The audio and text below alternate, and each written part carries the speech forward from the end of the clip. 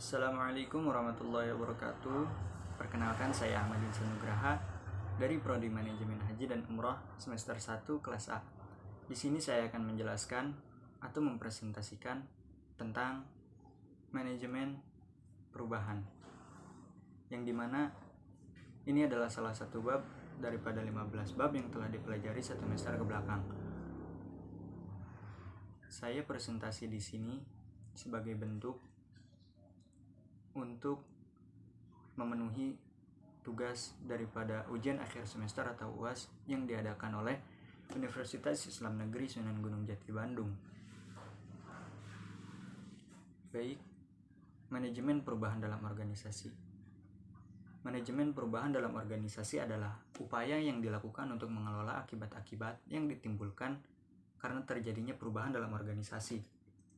Ataupun manajemen perubahan organisasi adalah strategi untuk mempersiapkan, melengkapi, dan mendukung individu dalam organisasi agar berhasil mengadopsi perubahan untuk mendorong keberhasilan organisasi. Perubahan dalam organisasi. Tentunya tidak banyak individu atau organisasi yang menyukai adanya perubahan. Namun, perubahan di sini harus dihadapi dan tidak bisa dihindari.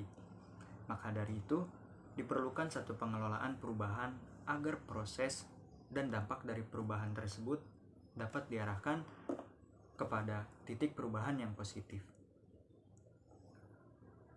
Tentu saja dalam perubahan pasti ada masalah-masalah yang akan keluar.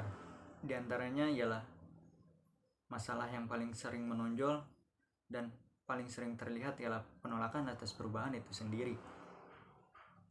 Lalu ada penolakan yang terlihat jelas atau eksplisit dan penolakan yang segera dilaksanakan oleh beberapa anggota atau organisasi ialah misal mengajukan protes, ancaman mogok, ataupun demonstrasi. Penolakan yang tersirat atau implisit, misal loyalitas pada organisasi berkurang, motivasi kerja menurun, dan kesalahan kerja yang meningkat. Lalu ada individual resistance atau penolakan yang keluar dari faktor-faktor internal individu. Yang pertama ada kebiasaan, yang kedua ada rasa aman, yang ketiga faktor ekonomi, yang keempat faktor ketidakpastian, dan yang kelima ialah faktor sudut pandang atau persepsi. Yang pertama adalah faktor kebiasaan. Faktor kebiasaan ini merupakan pola tingkah laku yang ditampilkan berulang-ulang sepanjang hidup atau sepanjang dia bekerja di perusahaan atau organisasi tersebut. Nah, dan kebiasaan ini dilakukan karena merasa nyaman, menyenangkan, dan jika perubahan berpengaruh besar terhadap kehidupannya, maka akan muncul mekanisme diri, yaitu penolakan. Lalu ada rasa aman. Jika kondisi saat ini memberi rasa aman atau nyaman dan kita membutuhkan rasa aman yang relatif tinggi, maka potensi menolak perubahan pun akan besar dan status quo dikedepankan sebagai alasan. Lanjut, ada faktor ekonomi, yaitu segala sesuatu yang terkait dengan pendapatan atau income. Dengan perubahan tertentu mungkin akan mengurangi pendapatan. Misal, konsep 5 hari kerja yang tentu akan mengurangi upah lembur. Lalu faktor ketidakpastian, takut akan sesuatu yang diketahui, karena takut akan sesuatu yang belum diketahui, karena sebagian besar perubahan tidak mudah diprediksi hasilnya. Dengan kata lain, kondisi sekarang sudah pasti, sedangkan kondisi nanti setelah perubahan belum pasti. Maka orang akan cenderung memilih kondisi sekarang dan menolak adanya perubahan. Yang terakhir ada faktor persepsi. Nah, faktor persepsi ini merupakan cara pandang individu terhadap dunia sekitarnya.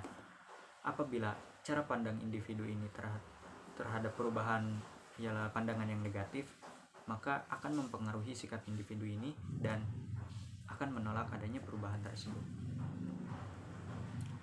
Lalu ada organizational resistance atau penolakan yang dilakukan oleh beberapa kelompok atau organisasi dalam perusahaan atau organisasi.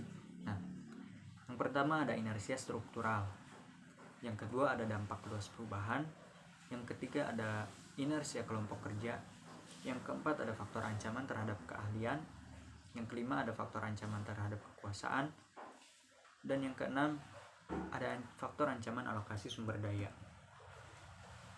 Inersia struktural, nah artinya penolakan yang terstruktur, organisasi yang lengkap dengan tujuan, struktur, dan aturan main, uraian tugas, maka akan menghasilkan stabilitas organisasi yang baik. Jika perubahan dilakukan, maka besar kemungkinan stabilitas organisasi tersebut akan terganggu. Lalu ada faktor dampak luas perubahan. Fokus perubahan akan berdampak luas. Perubahan dalam organisasi tidak mungkin hanya difokuskan pada satu bagian saja, karena organisasi merupakan suatu sistem. Jika satu bagian diubah, maka bagian lain pun akan terpengaruh juga. Lanjut ada inersia kelompok kerja. Meskipun individu mau mengubah perilakunya, namun norma kelompok memiliki potensi untuk menghalangi perubahan. Dominasi pengaruh kelompok lebih kuat pada individu dalam kelompok. Lalu ada ancaman terhadap keahlian. Nah, perubahan dalam pola organisasional dapat mengancam keahlian kelompok kerja tertentu. Dalam hal ini, salah satunya adalah penerapan IT yang dapat menggantikan aktivitas secara manual. Itu justru akan berdampak terkait kepada mutu sumber daya manusia atau SDM. Lanjut ada ancaman kekuasaan. Ancaman terhadap hubungan kekuasaan yang telah mapan. Mengintroduksi sistem pengambilan keputusan partisipatif seringkali dianggap atau dipandang sebagai ancaman kewenangan bagi tingkat middle manager. Nah, dan di sini akan munculnya satu penolakan. Lalu yang terakhir adalah ancaman alokasi sumber daya. Dalam hal ini kelompok-kelompok dalam organisasi yang mengendalikan sumber daya dengan jumlah relatif besar sering melihat perubahan organisasi itu sebagai satu ancaman. Mereka melihat apakah perubahan tersebut akan mengurangi anggaran atau sumber daya manusia kelompok kerjanya atau tidak. Nah, di sini faktor penolakan pun akan terlihat. Lalu, cara bagaimana kita mengatasi penolakan atas perubahan tersebut. Yang pertama, berikan pendidikan dan komunikasi. Yang kedua, kita harus berpartisipasi. Yang ketiga, berikan fasilitas dan dukungan. Yang keempat, kita harus bernegosiasi. Yang kelima, manipulasi dan kooptasi. Dan yang terakhir adalah paksaan. Faktor bagaimana cara kita mengatasi untuk penolakan perubahan ialah yang pertama adalah pendidikan dan komunikasi. Nah, di sini kita harus memberikan penjelasan secara tuntas tentang latar belakang, tujuan, akibat dari diadakannya perubahan kepada semua pihak terkait. Komunikasikan dalam berbagai macam bentuk. Misal pada diskusi, laporan, presentasi, sosialisasi, bahkan ceramah. Lalu kita harus berpartisipasi. Ajak semua pihak untuk mengambil keputusan bersama.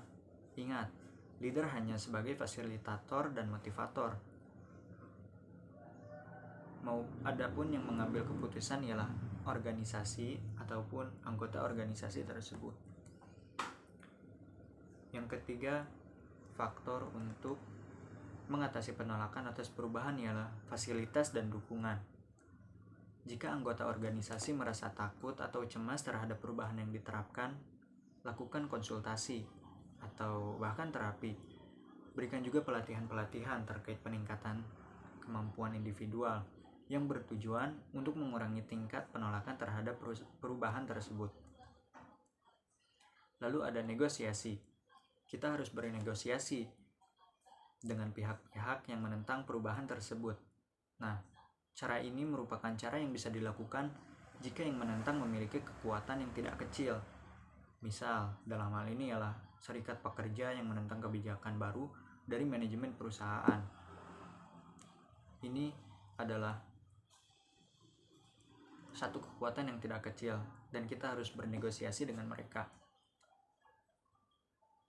Lanjut, tentang faktor mengatasi atas penolakan perubahan ialah kita harus memanipulasi dan kooptasi. Manipulasi ialah menutupi kondisi yang sesungguhnya. Misal kita memelintir fakta agar tampak lebih menarik dan tidak sekalipun mengutarakan hal yang negatif. Dan kooptasi dilakukan dengan cara memberikan kedudukan penting kepada pimpinan penentang perubahan dalam mengambil keputusan tersebut. Yang terakhir, faktor untuk mengatasi atas penolakan perubahan ialah paksaan. Yang di sini misal berikan ancaman dan jatuhkan hukum bagi siapapun yang menentang dilakukannya perubahan organisasi. Lalu ada pendekatan dalam manajemen perubahan organisasi. Yang pertama ada unfreezing the status quo. Yang kedua ada movement to the new state, dan yang ketiga ada rephrasing the new change to make it permanent. Yang pertama ada unfreezing the status quo. Ini adalah upaya-upaya untuk mengatasi tekanan-tekanan dari kelompok penentang dan pendukung perubahan. Caranya status quo dicairkan, biasanya kondisi yang sekarang berlangsung diguncang sehingga orang merasa kurang nyaman dan akan setuju, dan lambat laun akan setuju tentang perubahan organisasi tersebut. Yang kedua ada movement to the new state. Ini adalah satu hal yang dilakukan secara bertahap, tapi pasti perubahan akan dilakukan. Jumlah penentang perubahan mulai berkurang, sedangkan jumlah pendukung akan bertambah. Untuk mencapainya, hasil-hasil perubahan harus segera dirasakan, harus segera kita berikan. Lalu ada rephrasing the new change to make it permanent. Ini yang terakhir. Jika kondisi yang diinginkan tercapai, maka kita harus menstabilkan kondisi melalui aturan-aturan baru dan sistem kompensasi baru dan cara pengelolaan organisasi yang baru juga tentunya.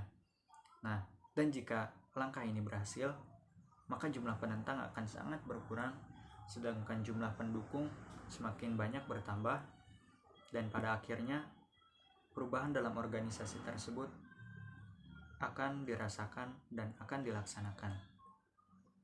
Sekian dari saya, kurang lebihnya mohon maaf. Assalamualaikum warahmatullahi wabarakatuh.